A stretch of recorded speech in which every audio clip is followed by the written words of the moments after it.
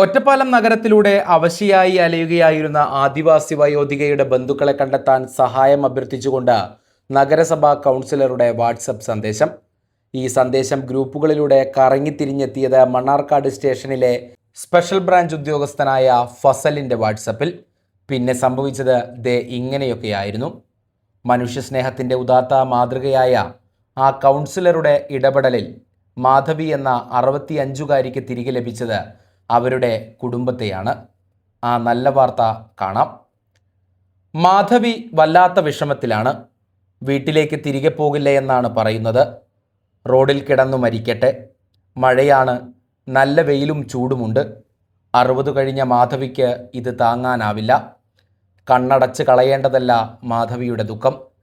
ഒരമ്മയുടെ ജീവൻ റോഡിൽ പൊലിയാതിരിക്കാൻ അധികൃതർ അടിയന്തരമായി ഇടപെടണം. ഭക്ഷണപ്പൊതിക്ക് മുന്നിലിരിക്കുന്ന മാധവിയുടെ ചിത്രവും ഉൾപ്പെടുത്തി ഒറ്റപ്പാലം നഗരസഭാ കൗൺസിലർ TP പ്രദീപ് കുമാർ പങ്കുവച്ച വാട്സപ്പ് കുറിപ്പ് അവസാനിച്ചത് ഇങ്ങനെയായിരുന്നു.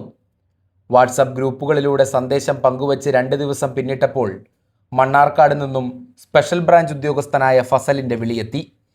വയോധിക താമസിച്ചിരുന്ന കാഞ്ഞിരപ്പുഴ വിജയനഗർ ഊരിലെ CPIM ലോക്കൽ കമ്മിറ്റി അംഗമായ പ്രകാശനുമായി ബന്ധപ്പെടുത്തി ഇവരെ നാട്ടിൽ തിരികെ എത്തിക്കാനുള്ള ഇടപെടൽ ഉടനെ ആരംഭിച്ചു. ട്രൈബൽ വകുപ്പിൽ നിന്നും ഇവരുടെ വിഷയങ്ങളിൽ ദൈനംദിനം ഇടപെടാറുള്ള സജീഷിൻ്റെ നേതൃത്വത്തിൽ ഇവരുടെ മകനെ കൂട്ടി വാഹനം വിളിച്ച് ഒറ്റപ്പാലത്തെത്തി. അങ്ങനെ മാധവിയെ തിരികെ കൊണ്ടുപോയി. കാട്ടിൽ നിന്നും പച്ചമരുന്നുകൾ പറിച്ചു വിറ്റാണ് മാധവിയും കുടുംബവും ജീവിച്ചിരുന്നത്.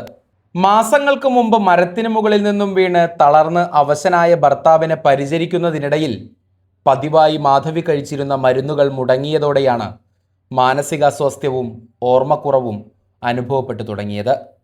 അങ്ങനെ ആരോടും പറയാതെ വീട് വിട്ടിറങ്ങിപ്പോന്ന മാധവിക്കാണ് ഈ നഗരസഭാ കൗൺസിലറുടെ വാട്സപ്പ് സന്ദേശം ജീവിതം തിരികെ പിടിക്കാനുള്ള ഊന്നുവടിയായത്. News for you online, Ottapalam. Ottapalam RS റോഡിലെ കടയുടെ മുന്നിൽ കിടന്നിരുന്ന മാധവിയെക്കുറിച്ച് 2 ദിവസം മുമ്പ് വാട്സപ്പിൽ ഒരു കുറിപ്പിട്ടിരുന്നു. കുറിപ്പ് കണ്ട് മണ്ണാർക്കാട് ഉള്ള പോലീസ് എന്നെ ബന്ധപ്പെടുകയും തുടർന്ന് ഈ മാധവിയെ മാധവിയുടെ കുടുംബത്തെ കണ്ടെത്തി അറിയിക്കുകയായിരുന്നു. പൂഞ്ചോല എന്നുള്ള കോളനിയിലെ മുടുക സമുദായത്തിൽപ്പെട്ട മാധവിക്ക് ഭർത്താവും മകനുമുണ്ട്.